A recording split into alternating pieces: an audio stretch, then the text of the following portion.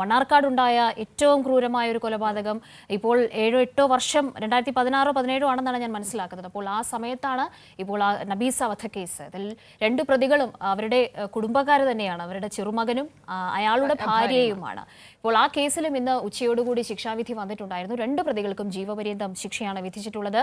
മണ്ണാർക്കാട് കോടതിയാണ് നബീസയുടെ പേരക്കുട്ടി ബഷീർ ഒപ്പം ഭാര്യ ഫസീല എന്നിവർക്ക് ജീവപര്യന്തം ശിക്ഷ വിധിച്ചത്. ഇതിൽ ഈ കേസിലെ ഏറ്റവും രസകരം കാവ്യ, ഇപ്പോൾ ഗ്രീഷ്മയുടെ കേസിൽ പ്രോസിക്യൂഷൻ ചില വാദങ്ങളുണ്ടല്ലോ, പ്രതിയുടെ ഒരു ക്രിമിനൽ പശ്ചാത്തലം അല്ലെങ്കിൽ ക്രിമിനൽ മൈൻഡ് എന്ന് വിശേഷിപ്പിക്കുക. പക്ഷേ ഈ കേസിൽ അത് അല്പം കൂടി പ്രകടമാണ്.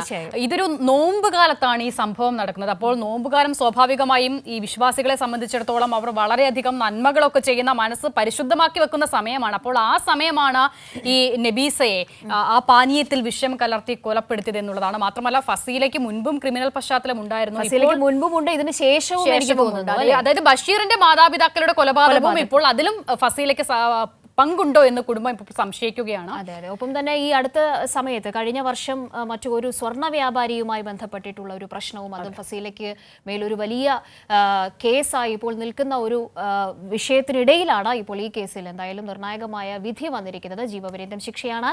കുടുംബത്തിന് പ്രതികരണം വന്നിട്ടുണ്ടായിരുന്നു. അസിത, വിധിയിൽ തൃപ്തരാണ് എന്ന് പ്രോസിക്യൂഷനും നബീസയുടെ കുടുംബവും പ്രതികരിച്ചു. റിപ്പോർട്ട് കാണാം. 2016 ജൂൺ മാസത്തിലാണ് മനുഷ്യ മനസാക്ഷിയെ ഞെട്ടിച്ച കൊലപാതകം നടന്നത്. പദ്ധതിയിട്ടത് നബീസയുടെ പേരക്കുട്ടി ബഷീറും ഭാര്യ ഫസീലയും. നോമ്പ് തുറക്കാനെന്ന വ്യാജന വീട്ടിലേക്ക് വിളിച്ചു വരുത്തിയാണ് 71-കാരിയായ നബീസയെ അതിക്രൂരമായി കൊലപ്പെടുത്തിയത്. ചീരക്കറിയിൽ വിഷം കലർത്തി നൽകിയായിരുന്നു ആദ്യ ശ്രമം. ഇത് പാളിയെന്നുറപ്പായതോടെ രാത്രിയിൽ ബലമായി വായിലേക്ക് വിഷം ഒഴിച്ചു നൽകി മരണം ഉറപ്പിച്ചു. ഒരു ദിവസം മൃതദേഹം വീട്ടിൽ സൂക്ഷിച്ച് തൊട്ടടുത്ത ദിവസം റോഡിൽ ഉപേക്ഷിച്ചു. എഴുത്തും വായനയും അറിയാത്ത നബീസയുടെ സഞ്ചിയിൽ നിന്നും കണ്ടെടുത്ത കത്താണ് അന്വേഷണത്തിൽ വഴിത്തിരിവായത്. പ്രതികളായ ബഷീറിനും ഫസീലക്കും ജീവപര്യന്തം തടവാണ് മണ്ണാർക്കാട് കോടതി വിധിച്ചത്. കോടതിയും അതുപോലെ വളരെ വിശദമായി പരിശോധിച്ച ഓരോ ആസ്പെക്ട്സും, അതായത് ഒരു ചെയിൻ ഓഫ് ഇവൻസ് ആണ്. ആ ചെയിൻ ഓഫ് ഇവൻസ് മുഴുവൻ പരിശോധിച്ച് കോടതി എല്ലാ ഇവൻസിനെ കുറിച്ചും ജഡ്ജ്മെൻറ്റിൽ പ്രതിപാദിച്ചായിരിക്കാം.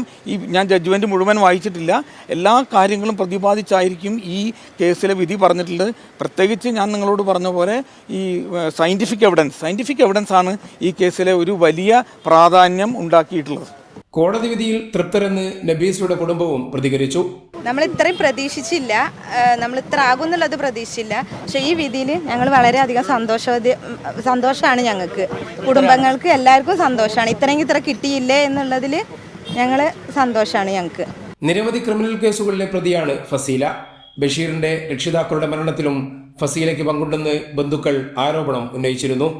മെത്തോമൈൻ എന്ന വിഷപദാർത്ഥം നൽകി പിതാവിനെ കൊലപ്പെടുത്താൻ ശ്രമിച്ചെന്നായിരുന്നു പരാതി ഉയർന്നത്. കൈരളി ന്യൂസ്, പാലക്കാട്.